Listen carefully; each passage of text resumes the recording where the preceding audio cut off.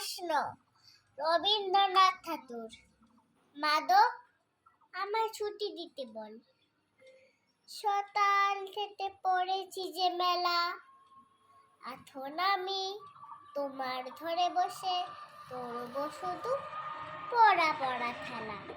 তুমি বলছো দুপুর এখন সবে, না হয় যেন সত্যি হলো তাই। একদিন অতি দুপুর বেলা হলে বিকেল হলো, মনে তো নাই। আমি তো বেশ ভাবতে পারি বলে, সূর্য ডুবেছে মাঠের শেষে। ভাবতি বুড়ি চুবড়ি ভরে নিয়ে সাত তুলেছে পুতুল ধারে এসে। আধার উলো মাদার গাছের তলা, কালি হয়ে এলো দিদির জল। হাটের থেকে সবাই এলো ফিরে, মাঠের থেকে এলো চাষির দল।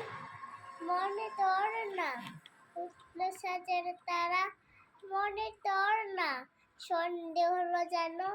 রাতের বেলা দুপুর যদি হয়, দুপুর বেলা রাত হবে না কেন? নমস্কার।